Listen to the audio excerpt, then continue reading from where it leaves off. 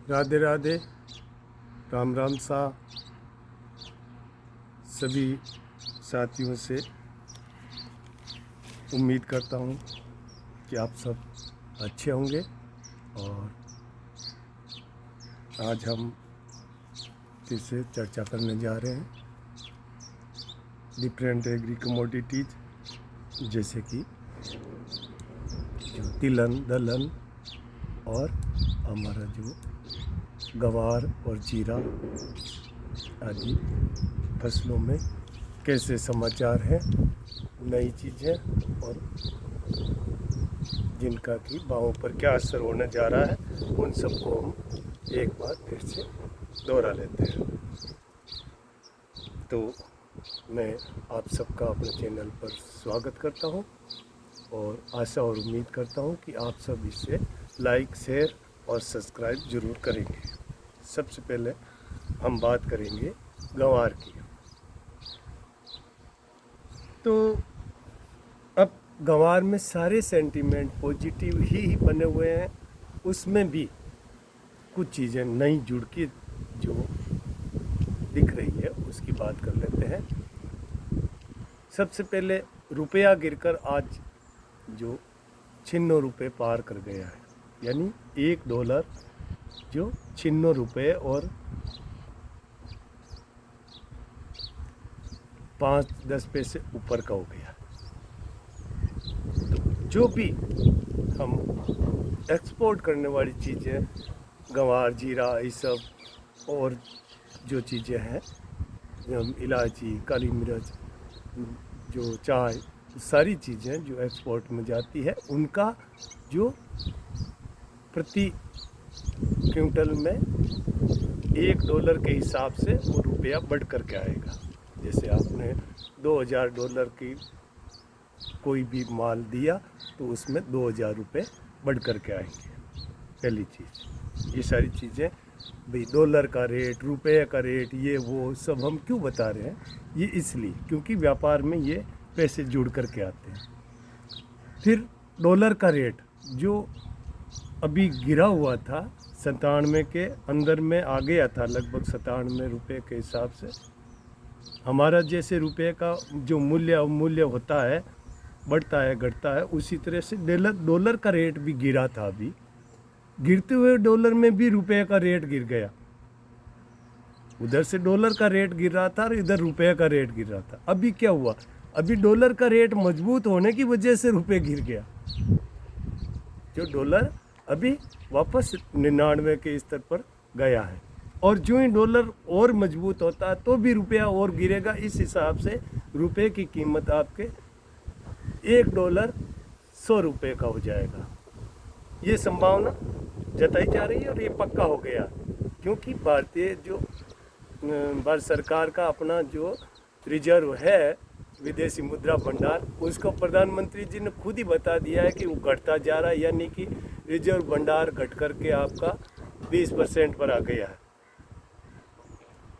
जो अपने 30 लाख करोड़ रुपए के करीब का जो हिसाब था, उसमें उसका 600-650 करोड़ रुपए का रह गया। यानी जो भी विदेश में डॉलर भेज के चीज़ें मंगवाई जा सकती है, वो भंडारण ही घट गया है। उसमें अब केवल सोना रह जाएगा। और ऐसी स्थिति 1990 के जो दशक में हमारे जो प्रधानमंत्री हुआ करते थे, वीपी सिंह जी, उन्होंने, शायद चंद्रशेखर, तो उन्होंने भी सोना रख करके क्रूड ऑयल वगैरह मंगाया था। अब बात करते हैं हम डॉलर का रेट का हो गया। अब रुपया जो गिर रहा है, उसके साथ साथ क्रूड का रेट बढ़ रहा है। अब बोलेंगे इससे क्या होता है? क्रूड का रेट बढ़ने पर हमारा जो रिजर्व का पैसा है, वो हम जो $60 में एक बैरल तेल आया करता था, उसका $120 से ज़्यादा प्रति बैरल का हिसाब से, यानी दुगुने पैसे अभी चुकाए जा रहे हैं। उसका भी असर तो होता है। अब गंवार में उसका असर पॉजिटिव होता है और अन्य चीज़ों पर नेगेटिव भी होता है, क्योंकि माल भाड़ा बढ़ता है। अब ये सारी चीज़ें गंवार के एक्सपोर्ट को प्रभावित करती है, इसलिए हम बात कर लेते हैं। यानी कि गंवार के भाव में 1000 रुपये प्लस तो इन परिस्थितियों की वजह से जुड़ गए हैं, गंवार की मांग की वजह से नहीं। परिस्थितियां जो ऐसी है कि रुपये का गिरना, डॉलर का बढ़ना और जो क्रूड ऑयल के बढ़ने का, इस सारे अगर सेंटीमेंट को हम देखें तो 1000 रुपये तो वैसे ही प्लस हो गए हैं। बात ये है। अब जो मांग की बात रही, तो जो जो क्रूड के भाव बढ़ रहे हैं, भले ही हॉर्मुज़ बंद है और खाड़ी देशों के तेल उत्पादन पर उसका असर हो रहा है और मांग भी अभी कमज़ोर बनी हुई हो सकती है, माल की पूर्ति नहीं हो रही है, ये सारी चीज़ें नेगेटिव संकेत देती है। फिर भी यूएस और रसिया, यूएस मतलब जो यूनाइटेड स्टेट अमेरिका, अमेरिका और रसिया, वेनेजुएला, इन देशों का तेल उत्पादन भरपूर मात्रा में हो रहा है। दुगुनी मात्रा में वो तेल उत्पादन की कोशिश कर रहे हैं, क्योंकि ये संकेत भी मिल रहा है, रूस ने जब अपना सोना गिरवी रख करके अपना काम चलाने की स्थिति में आ गया था, वो उसके यूक्रेन के जो युद्ध की वजह से, और अभी यूक्रेन की एक जो कह रहे हैं उसमें आग लगा दी है उन्होंने, रूस वालों ने। तो ये क्रूड का उत्पादन बढ़ाएंगे तो रूस और वेनेजुएला और अमेरिका की जो अपनी गंवार गम की डिमांड है वो बढ़ने की बात हो रही है, और ये पक्का है, क्योंकि जितना उत्पादन बढ़ेगा उसी हिसाब से डिमांड बढ़नी है, ये भी तय है। तो गंवार के विषय में कोई चिंता करने की बात नहीं, इसके भाव बढ़ने ही बढ़ने, और ये शुरुआत हो गई है। अगले सप्ताह में आप इसको 62 रुपये से पार देखेंगे, ऐसा मेरा मानना है।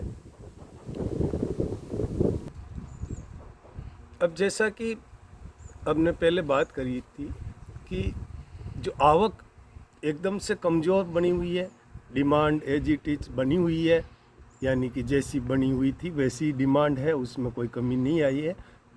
लेकिन प्लस पॉइंट एक चीज़ और रह गई जो हम बात कर लेते हैं उसकी भी, कि ये जो मांग है वो नहीं घट रही है और कैरी फॉरवर्ड घट गया है।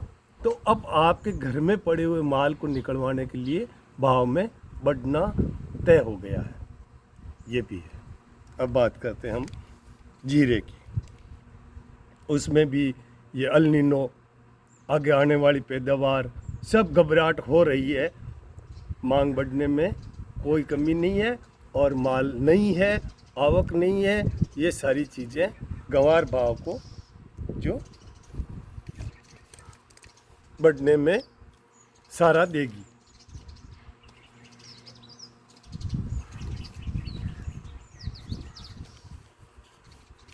अब बात करते हैं जीरा की। जीरे में एक नेगेटिव पॉइंट है, जो हॉर्मुज़ का नहीं खुलना है।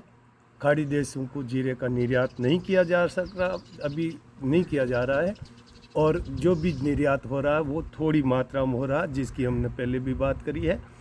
लेकिन निर्यात हो तो रहा है, थोड़ी मात्रा में भी हो। बांग्लादेश का निर्यात लगातार जारी है, अन्य देशों को भी जा रहा है, लेकिन खाड़ी का जो निर्यात कमज़ोर है उसके चलते ये भाव में गिरावट देखी जा रही है। और कुछ तो जो यील्ड है वो भी ठीक नहीं है, उसका जो क्वालिटी है वो ठीक नहीं है, तो उसके चलते भी थोड़ा बहुत कमी देखी जा रही है। लेकिन जैसा कि हमने पहले बात करी कि भाई ये जो चाइना ज़बरदस्ती की फसल उगाता है, वैसे होती नहीं है वहाँ, कुछ सालों में 2-3 साल में कभी कभार वहाँ फसल हो जाती है, अन्यथा नहीं होती है। तो अगर चाइना की फसल, जो कि अभी ये 30 तारीख तक हम फिर से इसकी बात करेंगे कि वहाँ की फसल कैसी है, तो चाइना की मांग भी बढ़कर निकल सकती है, जो कि वो मंगाता रहता है। तो उसकी फसल का अभी ठीक ठाक अनुमान नहीं लगाया जा सकता, और जो जैसे ही खाड़ी का ये हॉर्मुज़ खुलता है तो बाज़ार में मांग बढ़ेगी। अभी जीरे के लेने वालों के, स्टॉकिस्ट के लिए तो ये अच्छा मौका है, और किसानों को अभी थोड़ा इंतज़ार करना चाहिए, जो कि भाव में जब बढ़त हो जाएगी तो आप देना। अब जो और ये जो डॉलर का और रुपए का, तो उसमें भी फ़र्क आया है, तो उसमें कुछ ना कुछ तो वृद्धि होनी चाहिए, ये भी है। जीरे के भाव में भी जो एक्सपोर्ट से कुछ ज़्यादा मिलते हैं, डॉलर के रेट ज़्यादा मिलता है, रुपए ज़्यादा बनते हैं, उस हिसाब से तो 1000-2000 रुपये के भाव में वृद्धि होनी चाहिए। अब आगे की बात करते हैं हम चने की और तिलहन की, सरसों वगैरह तेल की जो चीज़ है उसकी। तो इन सब किसी भी कृषि जिन्स में इस बार मंदी कहीं नहीं आने वाली है, क्योंकि सारी चीज़ों में, दुनिया की कोई भी चीज़, सुई से हवाई जहाज तक कोई भी, सब में भाव में सवाई वृद्धि होने वाली है, यानी 20 से 30% तक की वृद्धि पक्का है। तो कृषि जिन्स उससे बाहर नहीं है। क्यों? क्योंकि उनको लाने का, पहुंचाने का या रेट का, जो भी उत्पादन का जो खर्च महंगा हो रहा है, बीमा महंगा हो रहा है, उसका तेल भाड़ा बढ़ रहा है, तो सारी चीज़ें उसको महंगा करने में लगी हुई है। तो अब भारत की स्थिति क्या है?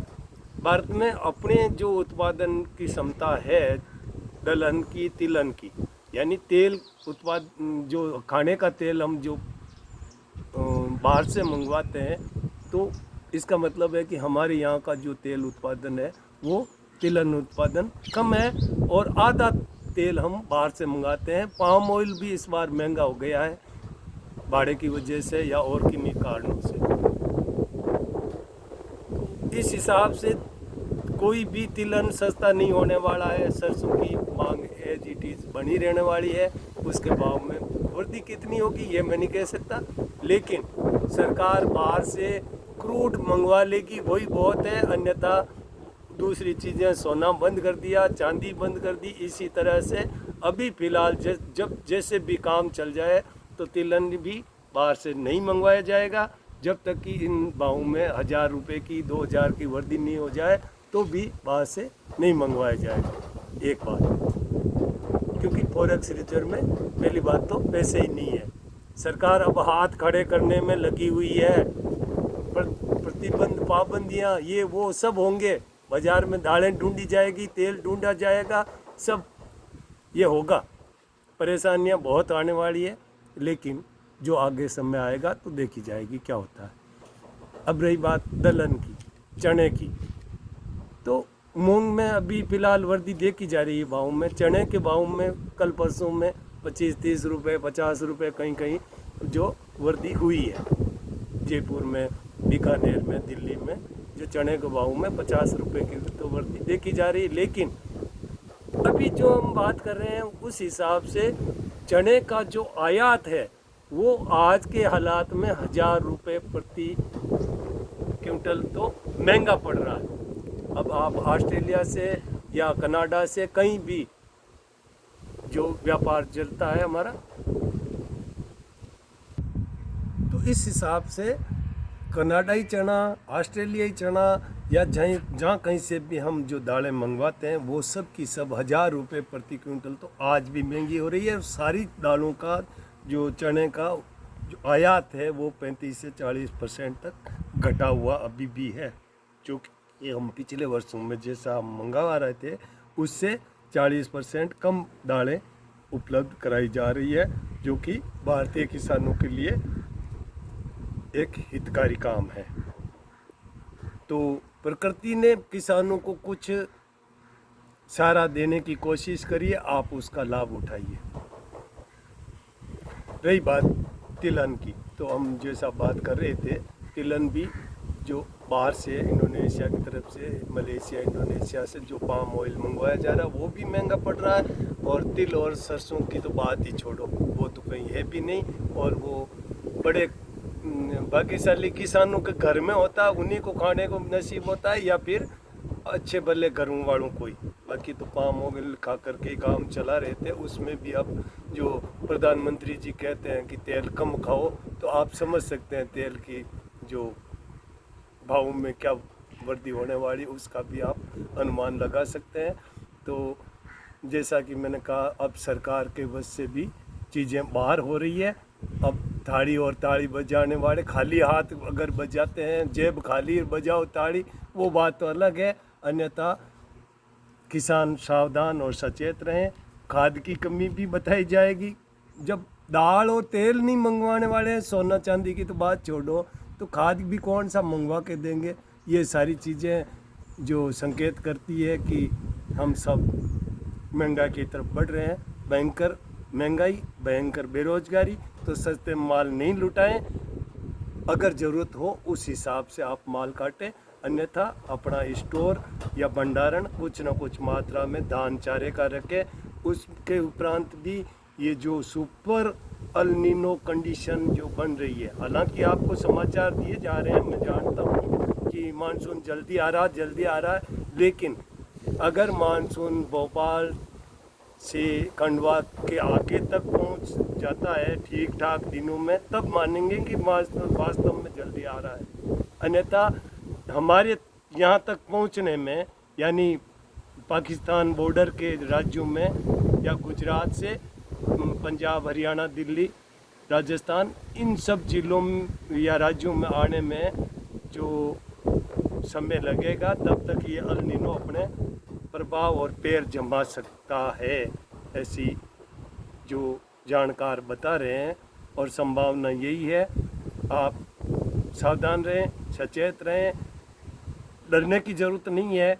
जो होगा देखा जाएगा। अकाल भी बहुत देखे हैं, बहुत सारे लोगों ने देखे हैं, ऐसा नहीं है। सूखा भी पड़ सकता है, उससे भी सावधान रहें, बचाव के उपाय ढूंढें, धान चारे की व्यवस्था रखें। और सब तो पूरे भारत में ही नहीं, पूरे विश्व में जो असर होगा उसका होगा, हम कोई अलग नहीं है। फिर भी अब हम अपना बचाव करें, सरकार की तरफ ना देखें। सरकार पीने का पानी उपलब्ध करा दे ऐसे हालात में, वो भी बहुत है। राधे राधे। आप सब ने जो इतना प्यार और आशीर्वाद दिया, उसके लिए आप सबका आभार, धन्यवाद। राधे राधे।